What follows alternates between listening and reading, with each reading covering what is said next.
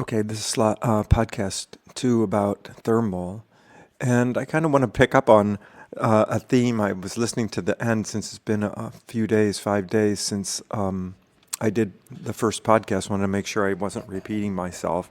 The tremendous danger of A, being a teacher, and B, being older. Students are particularly don't seem to be paying attention, but if you either make a mistake or repeat yourself, man, they always notice that. It's the only thing they do notice. So, or maybe I shouldn't say that, but it seems like from teaching point of view that it's the only thing that gets noticed. But I suppose it's just the the exception that always gets a little bit of notice. We kind of take it for granted that the transfer of information goes smoothly.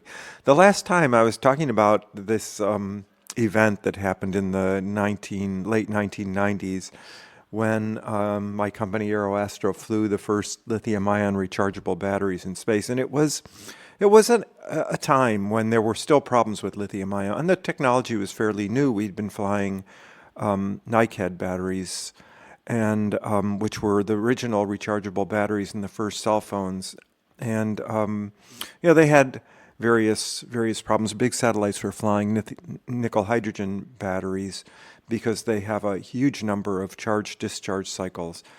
And there were problems in those early ones. You may have heard the stories that even Apple, which tends to be very strong on quality control, there were reports of telephones overheating and catching fire. And there was a Boeing airplane that used lithium ion batteries. You probably heard that story, which actually caught fire in flight, which is pretty serious. And I think the biggest recall in the history of Sony was of lithium-ion batteries that had a tendency to catch fire. And then of course there was the famous Note, I don't remember what number, maybe I had a Note 4 from Samsung, their Android smartphones. And I now have a Note 8, and I know that in between, maybe it was Note 9, or maybe it was Note 7, or one of those numbers between 4 and 8, and now they have 10. And I don't know if they skipped to 10 because Apple went to 10, but there was some number that was more than 4, less than 10, which was so bad that you were prohibited from carrying it on an airplane. And if you had it with you, that you had to give it to the flight attendant and when you entered the airplane, and I don't know what they did with it. You couldn't take the battery out of it, so I think they put it in a fireproof metal container. So, obviously people like to use their smartphones for various things, and they don't want them sitting in a metal container while they're flying. So that product was a pretty big disaster. And I remember thinking, Samsung's a pretty big company, and so is Sony, and so is Apple. And so it wasn't totally irrational that the space world was pretty allergic to lithium-ion batteries. If those big, sophisticated companies couldn't get it right, and Samsung, embarrassingly, spent over a year trying to figure out what was happening. So, I do a whole talk on complexity and how Murphy's Law is sort of outdated.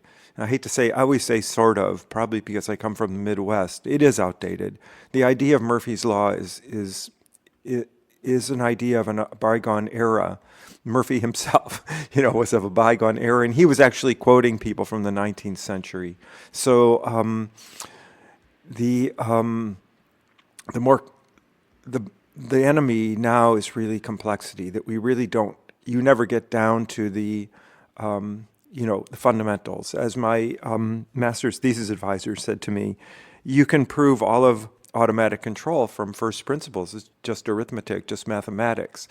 But you'll never, you won't live long enough to do any satellite designing because it's so many layers of complexity. When you think about just the Fourier transform and the way we use the Fourier transform to handle differential equations, all of a sudden, we never think about differential equations anymore. All we think about is algebra, because in a way, a Fourier transform is to differential equations the way a logarithm is to multiplication. the logarithm reduces multiplication to addition, and I can handle that. And it reduces taking things to a power to multiplication, and I can handle that with my slide rule.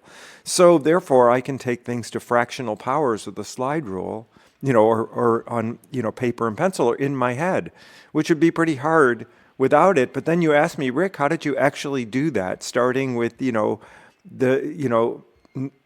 addition, subtraction, multiplication, and division, and I can't tell you. So, we're so used to that. We're so used to the fact that we mount complexity on top of complexity. I mean, it's how we function as humans. The outside world is highly complicated, and we simplify it in order to understand it. And there's nothing really the matter with that, but every so often, it leads to errors. And that's going to happen naturally because we've taken a lot of the information content out, in the sense that there's stuff going on in that chip that you think you know how to use because you know the 128 pinouts and so on. But there's 2 billion there's 2 billion switches in there, and it's really hard to know the state of all 2 billion of them at any given moment. And so, stuff happens. And that was one point I wanted to make. I mean, it's easier to look back in history and think people were stupid. And it's very valuable to look at ourselves and realize that, we're kind of the same. The human operating system hasn't changed in 10,000 years for better or worse. And, the toys are different. The game is different, but the player hasn't changed. And the other thing I wanted to say, that whole story about the lithium-ion battery, I mean, that we weren't the smartest people in the space business. We were energetic, we were enthusiastic, we were fresh in our approach, in that we weren't, we had a rule that we didn't hire anybody who worked in the major space business. I was the one exception to that rule, having spent 8 years in that business before I started the company. But we got a lot of people from, we bought a lot of parts that didn't come from the space business, and the people who know those parts are people who don't work in the space business. So we hired a lot of people from mainly computer and software companies. And yeah, they brought a fresh approach to things. But when it came to space engineering, our level of sophistication was fairly low compared to the big companies like the one I used to work for. They were fantastic. So, that kind of leads me to say that as a general rule, I always use Brown as an example. It's loaded with super smart people. And yet when you have to deal with Brown as an institution, it's incredibly stupid. And you think, boy, the bureaucracy, we always complain about the bureaucracy, that the bureaucracy is stupid. And it is stupid in a certain, that's not an inaccurate thing to say. But the question is, why are bureaucracies stupid? And so my model of that is what was going on in the space business when we were doing microsatellites, and we were breaking a lot of new ground in a company of people who were, 20-somethings and at most 30-somethings, and had very little experience in the space business. And the answer is that when things go up in scale, in a way, your constraints become much greater.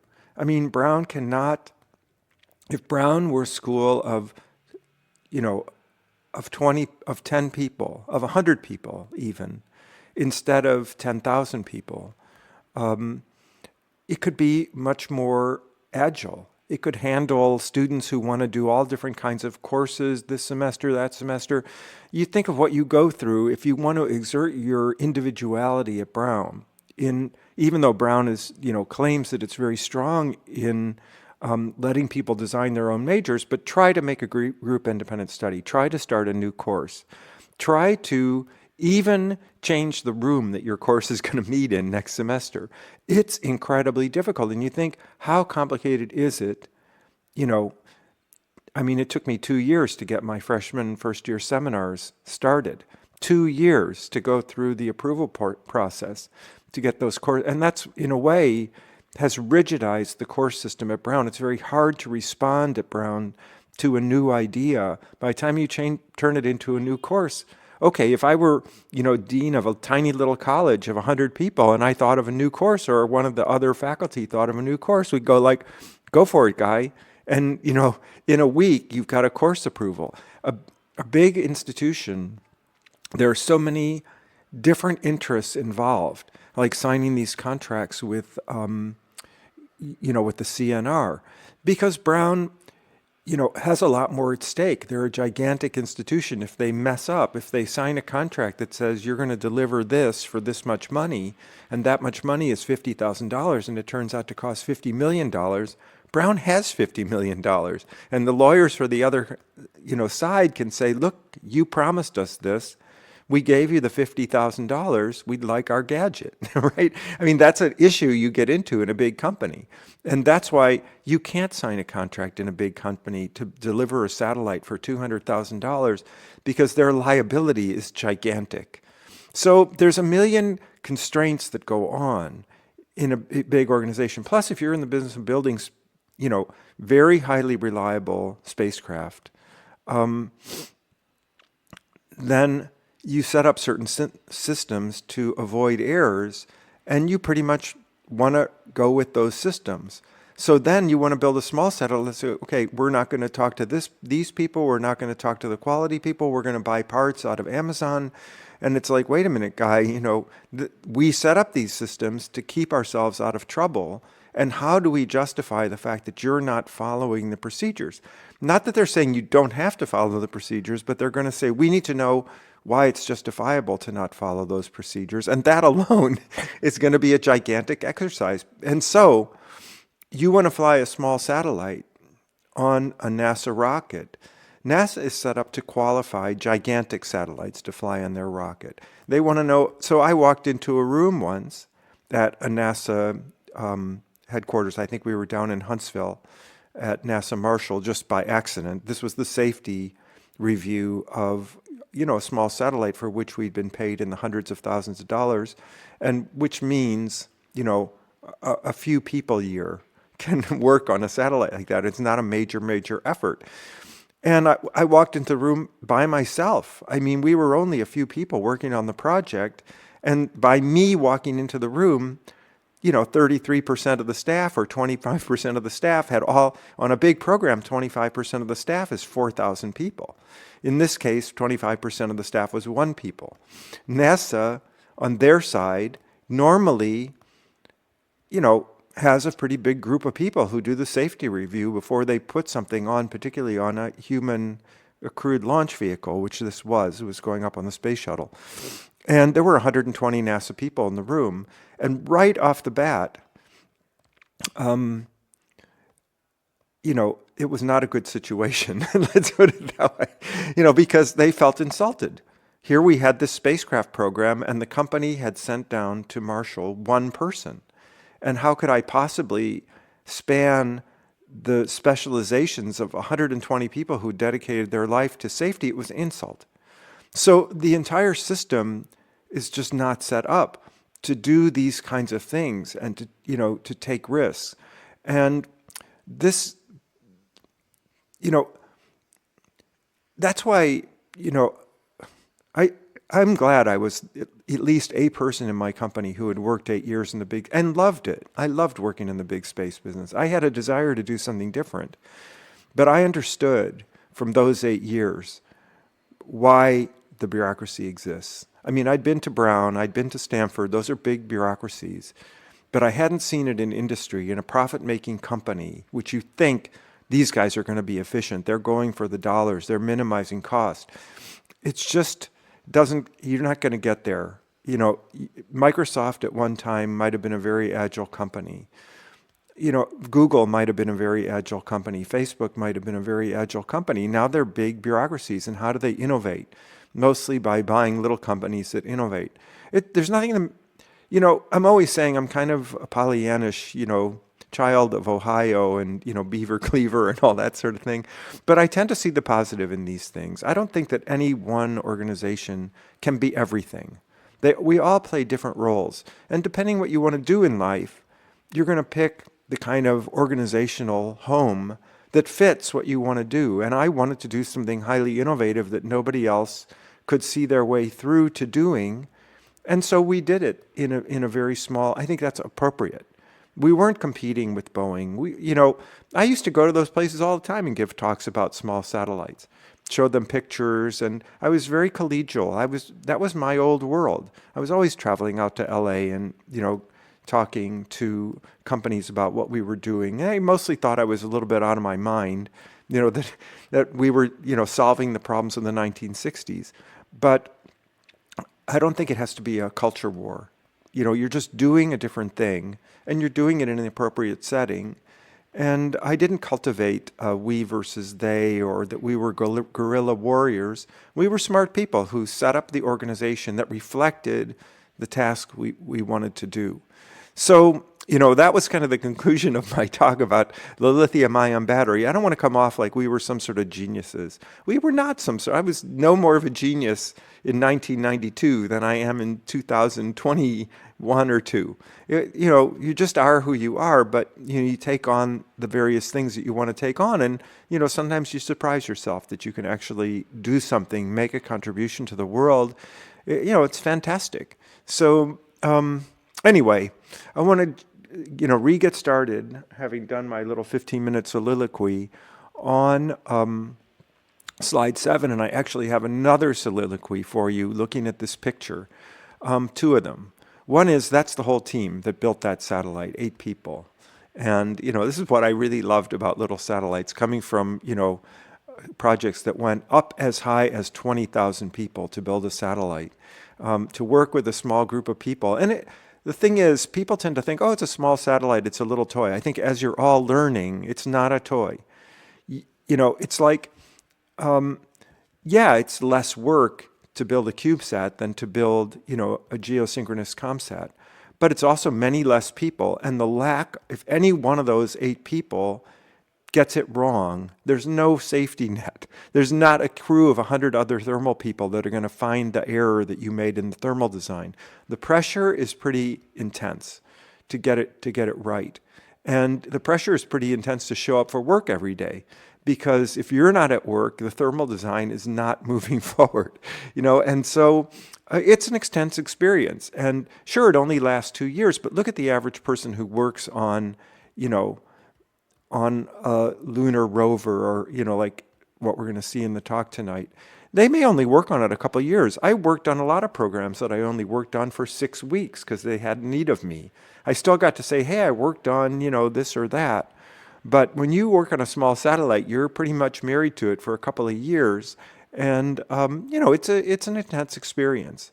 So the other little thing I wanted to say was, there is really no aerospace engineering. The idea that, you take a class and space engineering, is every space engineering problem is totally different. If you went or you go, depending on the tense, to the talk at the Friday research meeting on the rover, you're going to learn a lot about rovers. They're not going to teach you anything about the CubeSat that we're building, other than maybe a general feel of the kind of things that can go right and wrong as you engineer projects. But you might as well go to a talk about how somebody developed an electric car if you want to learn that. We have in our mind, speaking of simplifying the world, that these topics are sort of existent in some, Platonic sense. But really what it is just a collection of sort of principles, lessons learned, physical. Sure, if you're going to be an orbitologist, you got to know a lot about orbit mechanics, and there's a body of knowledge there. Anybody throws any particular problem at you, you may or may not have the tools to solve it, and you may or may not have to start going to the internet and a bunch of old books to figure out how to solve it. Every satellite design is a totally unique, project. There's certain things in common, a link margin calculation or whatever. So I go through a lot of case studies because you learn something. And I was talking yesterday with a science fiction writer who wrote for Star Trek. He's fairly well known. And Morgan Geldon. And he wrote some of what are considered the most awarded and the most famous Star Trek episodes ever. And he, was talking to me about an idea he has for lunar construction. And he said, writing these screenplays, and now he's kind of a person who gets the production out the door of new science fiction films and and TV series. He said, it's just a bunch of tools that you learn over the years. And he's a couple of years older than me. And he said, okay, I know most of the tools now. But, every day is kind of like you're improvising as you go to get the product out the door. So I wanted to talk about this spacecraft, Astrid. My company built the radios for Astrid. And there's a fairly interesting reliability story about that, because the first Astrid stopped working in space, and these friendly people who liked me so much when we were building the satellite blamed us for the failure, claiming that the radios had stopped transmitting.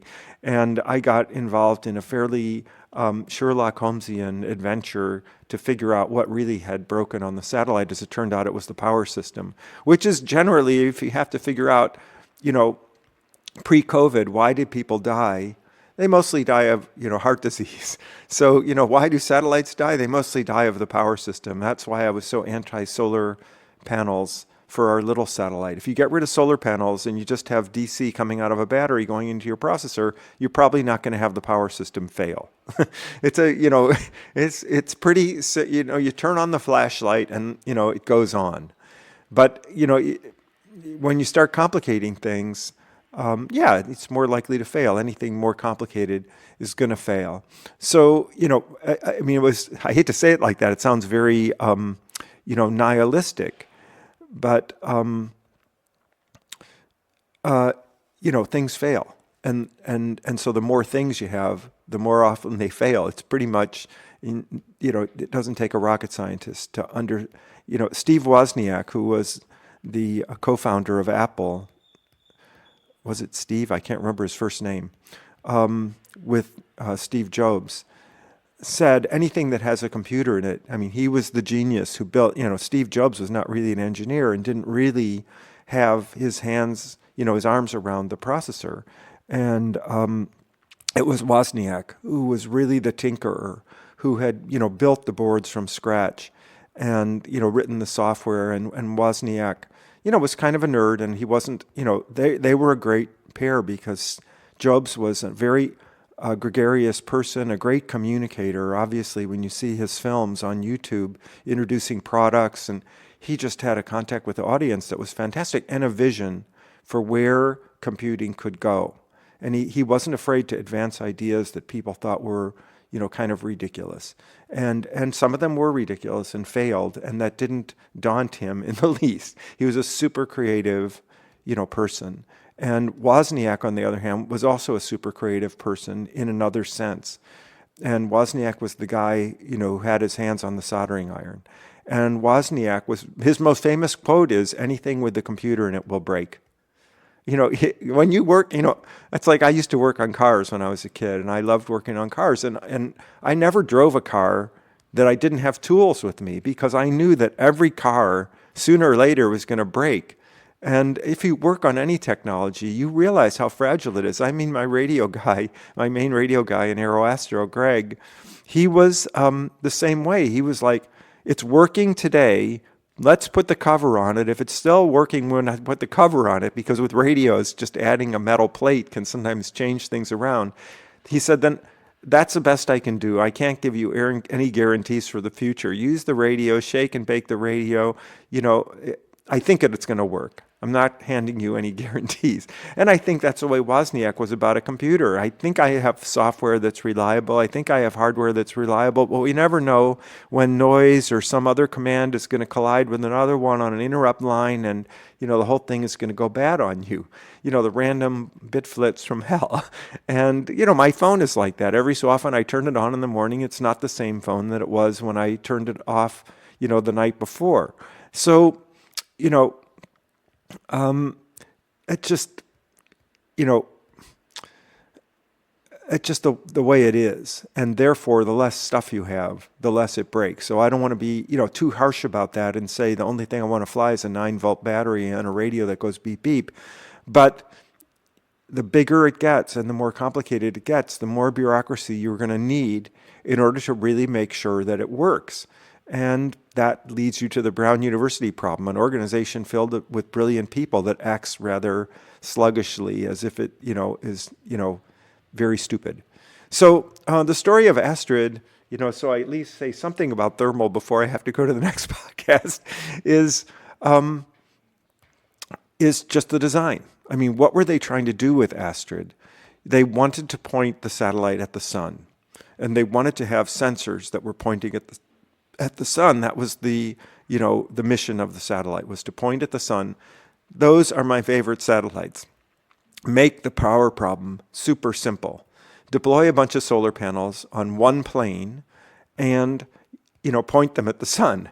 That makes the payload in the middle of the satellite very happy, and it makes the solar panels very happy, and everybody's happy. And I happen to have worked, if you want to build a simple satellite and it's small, that's a simple thing to do. The sun is pretty easy to find in the sky and pretty easy to point at, and a sun sensor is like the cheapest thing you can possibly sense in space. You just get a little, photovoltaic, put a resistor across it and measure the voltage. That gives you the angle from the sun, more or less. I mean, it's not the most complicated problem you're gonna solve in your life. So pointing at the sun gives you lots of power. It's a pretty reliable attitude control system as active control systems go. You can make all the sensors yourself.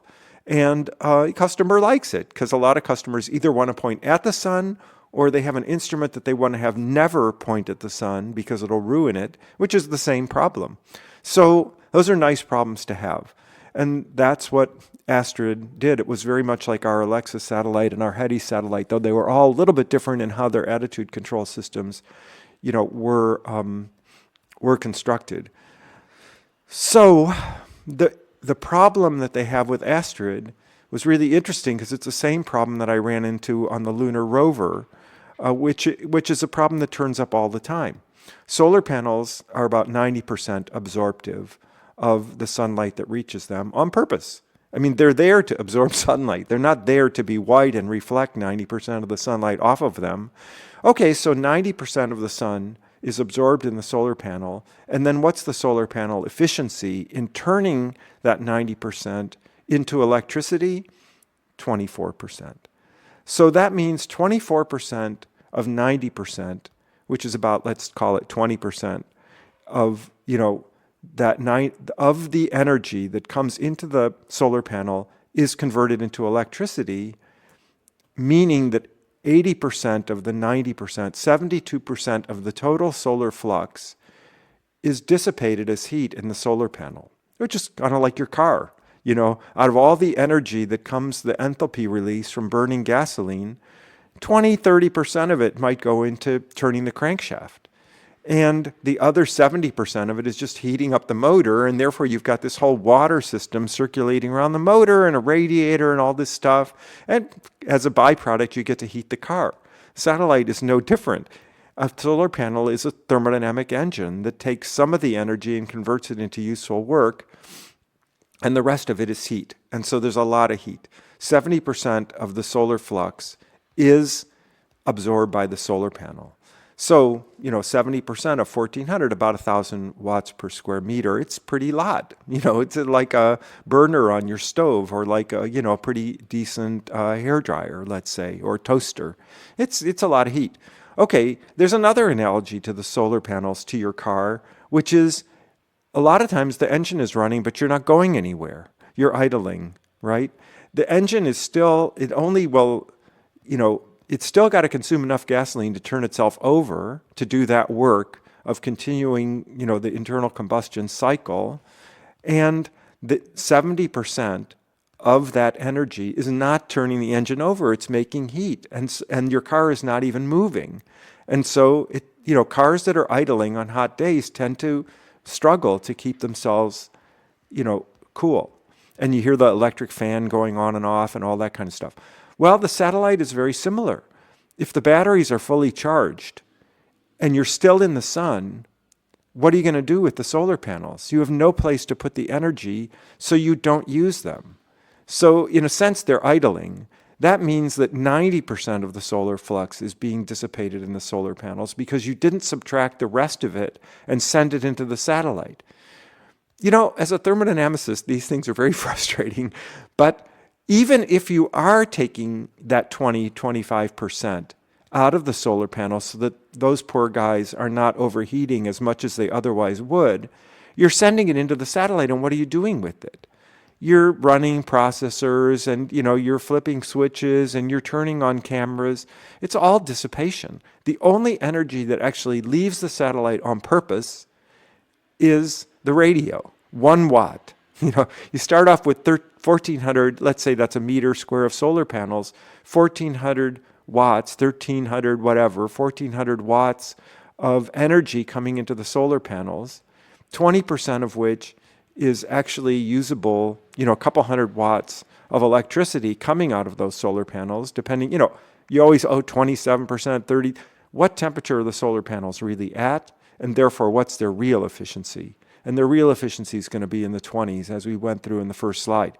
Okay, so of that 200 watts that actually made it into the satellite, how much of it leaves the satellite on purpose? 1 watt in radio. The other 199 watts are dissipated in the body of a satellite. A satellite in the sun, pointing at the sun with the solar panels, because solar panels are not gold foil, they're not white titanium plate, they're black.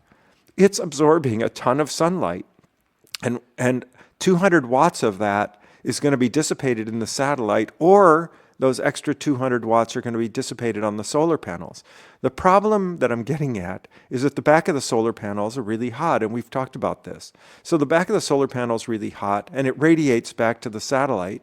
So then you have two choices. Do I want to insulate the back, or do I want to make it black to get heat off of the solar panel? But if you make it black, you're going to dump that heat into the body of the spacecraft. Okay, so let's cover the spacecraft with some color.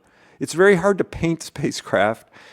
I mean, you could just paint it titanium white, but many times we cover it with some sort of a foil, mylar with some sort of metal vacuum deposited coating on it, which I always thought I could make more money making wrapping paper. The stuff's not very expensive, and it's super beautiful. The silver and the gold. Of course, now they do make wrapping paper, but back in the day, we didn't have wrapping paper like that, and I probably should have done it. I think there's much more money to be made in wrapping paper than in tearing your hair out building, small satellites. So, that was the problem with Astrid. That was the problem with the lunar rover. It has a solar panel. It's absorbing 100% of the sunlight, and it's heating up the rover underneath it by radiation. So then the rover had to have a cover on it to block that radiation. It just became a thermal nightmare, and that's one of the Achilles heels of the rover. Because if they insulate it against the cold of the lunar surface, which is, minus 160 or something like that, it's going to overheat when that panel is in the sun. And then when the thing goes into the dark, and that panel is going to be a big radiator and cool off the rover, and they'll never wake it up again because the battery's going to freeze down. So, having that big black solar panel, which is a strong absorber and a strong radiator, is a real liability from a thermal stability point of view.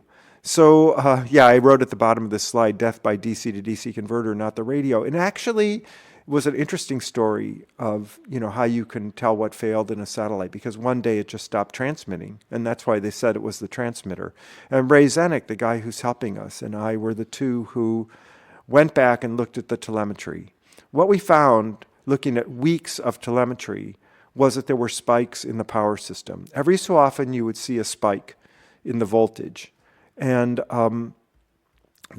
we plotted a graph, which was very convincing in the end, because I think the Swedes really wanted to convince themselves that it was, an imported part and not their own design that had caused the failure of their satellite. We plotted how many of those spikes we saw per hour over the last month of the life of the satellite. And it was not just a linearly increasing plot, but it was like a parabolic plot. It looked like, y equals x squared. Fit it pretty well. And on the day it failed, we were getting pretty vertical on that y equals x squared. And even the Swedes, who did not want to see that, looked at that chart and said the probability, was that whatever was causing that spike had finally totally failed. And we backed that up to a DC to DC converter that was feeding that voltage.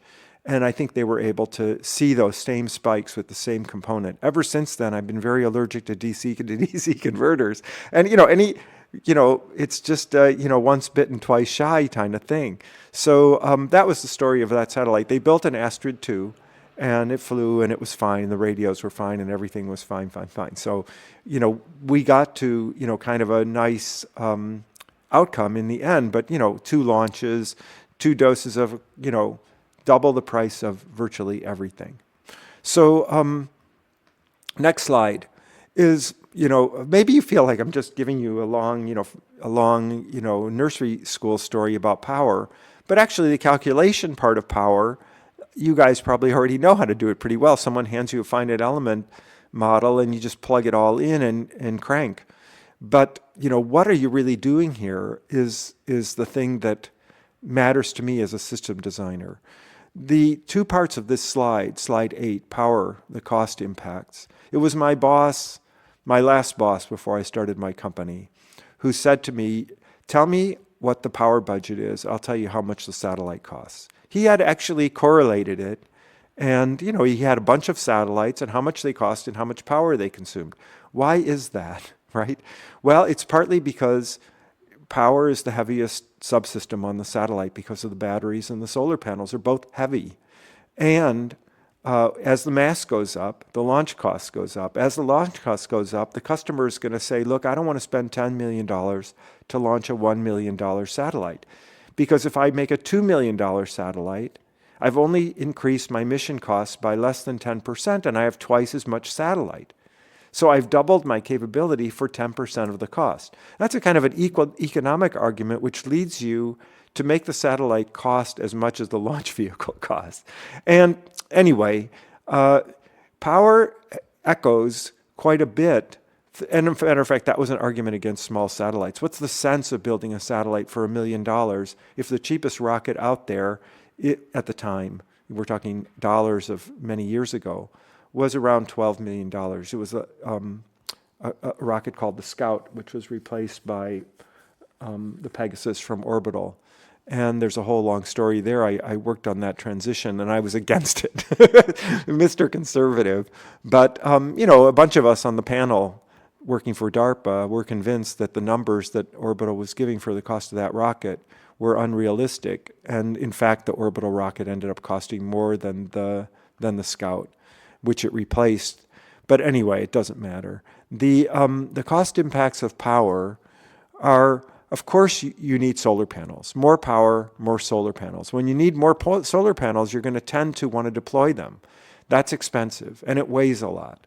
And so, right there, if you go up in power, you're going to reach a tipping point where, first tipping point, you need solar panels. That's already a gigantic increase in cost.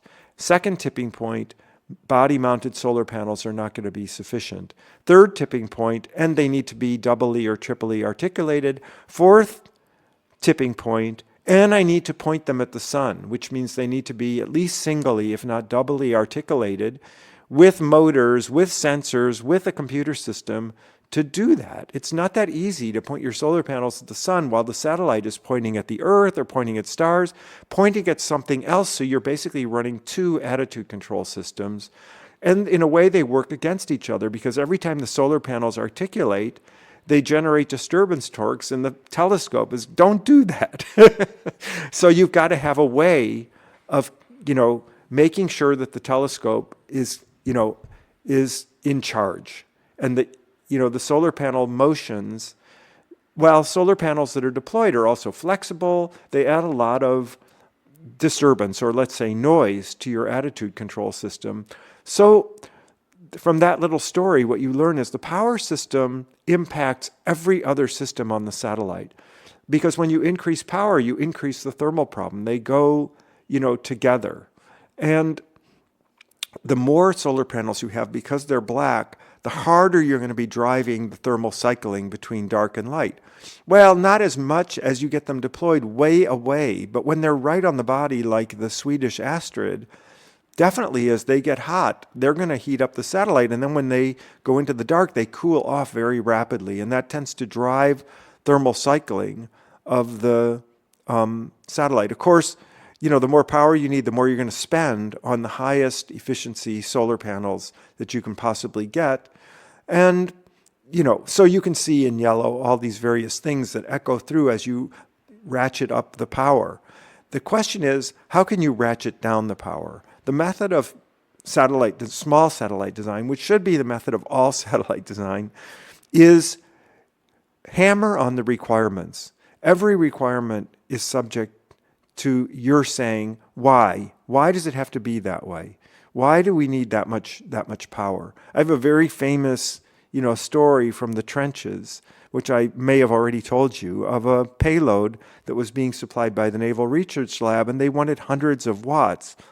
And we started asking, why do you need hundreds of watts to make this, payload operate? And the answer eventually was because they breadboarded it with laboratory parts. Nobody thought about the power. You just plug it into the wall. And then one day they measured how much power it was consuming, and they came up with some number. But it wasn't designed to optimize the power, and yet that number crept into the requirements. A 600-watt satellite is quite different than a 10-watt satellite. So, and I just think it was an innocent naivete in a sense on their part, but they really shouldn't have been that naive. It was the Naval Research Lab. They know how to build satellites, but the Naval Research Lab is like TRW. Not every person knows everything. So what are the ways that we cut down on the power consumption? By duty cycling, right? If you could have a transmitter that consumes 75 watts, which only means like a 10-watt output at S-band. 10 watts of radio energy needs 75 watts on the DC terminals, where the battery. But if you're only using it 20 minutes per day, that's the equivalent of 1 watt. 1 watt is pretty much equivalent to what a very low-end processor would consume. So in fact, your processor, which runs 24/7, is probably consuming more power than your big radio. And yet when you go to a review and say you want to have a 10-watt radio because it makes your link margin, you can't do that because it consumes too much power. No, it does consume a lot of power, but it doesn't consume a lot of energy. That's the answer to that question. Okay, everything that's on 100% of the time needs to be scrutinized like mad. One of the other Achilles heel, of the lunar rover is it has a rad-hard space-qualified processor that doesn't do much except consuming 22 watts always, which is a big part of their total power budget. And the rest of the satellite is starving for power because they've got, this processor.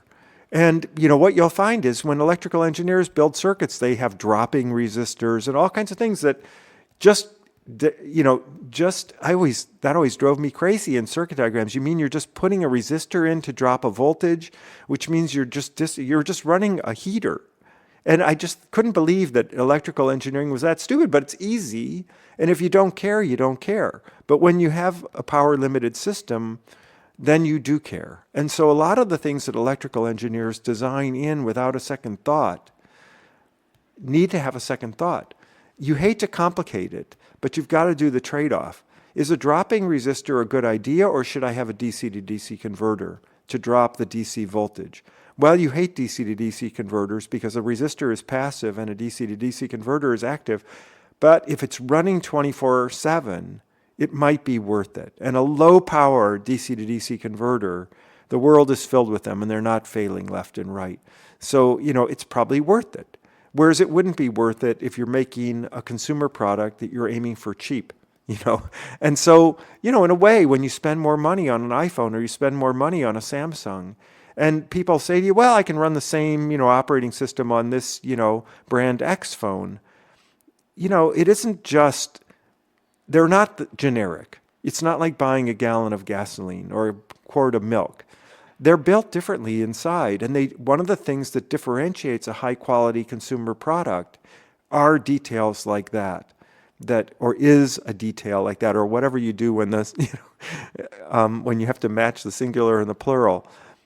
This is part of your engineering job, is to scrutinize everything that's using power. Can I shut it off when I'm not using it? If I can't shut it off, what can I do to minimize the amount of power that it's using. And the robot guys from that I was working with on this lunar project are not space guys. And they didn't really think much about power being the enemy. But power consumption is the enemy because it's going to complicate your whole satellite design, including the thermal design, including the mass balancing and everything else. Of course, one of the ways to reduce power is to send less bits down. Because every bit, given a ground station, given a distance, every bit needs a number of joules or microjoules or nanojoules for that bit to be stronger than the noise so that you can tell when it is a bit and when it's just noise. The more bits, the more joules, the more bits per second, the more power. The more bits per day, the more joules per day. It sounds like it would be a trivial amount, but we're talking about mega and gigabits. And so even though they're, micro or nanojoules each, it adds up to real power. And and transmitters are typically, 5 to 20% efficient. So if your budget is, so many joules, per second, you have to multiply that times 10, how much power the transmitter is going to need. So, you fight for a big ground station antenna so that you can minimize power, so that you can collect, it's having a big antenna is like having a bigger solar panel. You collect more energy in every one of those bits. And a ground station antenna is even better because the field of view of a big antenna is narrower. It's sharper pointing because of the diffraction limit, and therefore you're seeing less sky, and therefore you're bringing in less background noise. Makes the signal stronger, makes the background weaker, so your signal to noise. And that's why we all fall in love with the Deep Space Network, but unfortunately the Deep Space Network is like, the prettiest girl in high school, and she's not going to pay attention to you, and you're going to spend a lot of time and money, trying to get her attention. And, that's the trouble with the Deep Space Network. Everybody wants its attention, and you waste a lot of your own personal program resources trying to convince them to pay attention to you.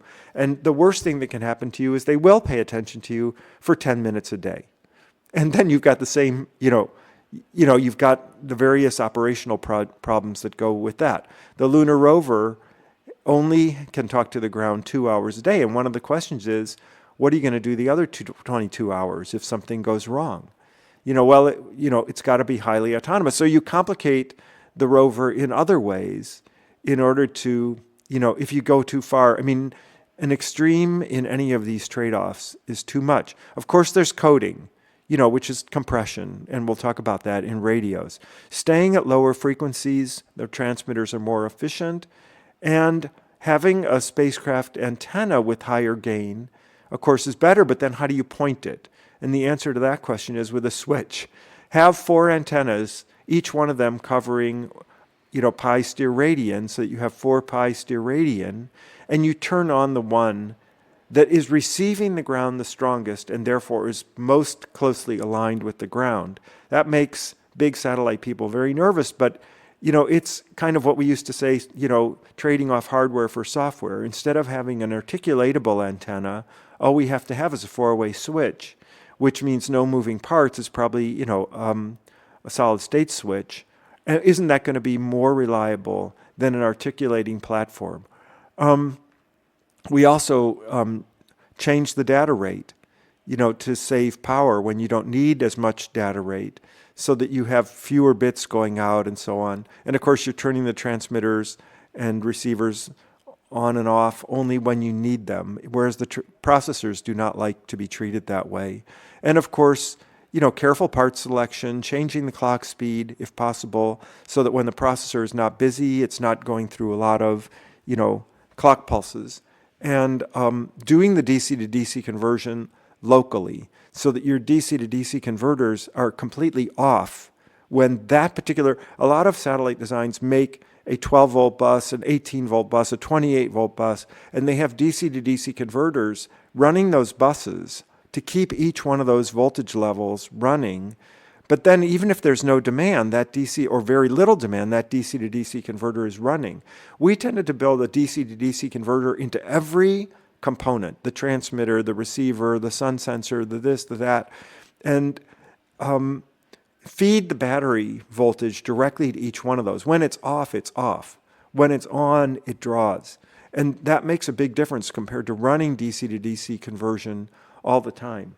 Okay, so we're up to 50 minutes, so I'm going to quit on this podcast, and I'm probably not going to do a quick quiz on this one because really, we're just at an intermediate point. So I'll see you on the next one. Hope this was entertaining for you. Sorry for the long stories, but unfortunately, like in the world of business, there's a lot of details, and it pays to hear the stories. So, I indulge in them. Okay, talk to you on podcast 3 on Power. Bye.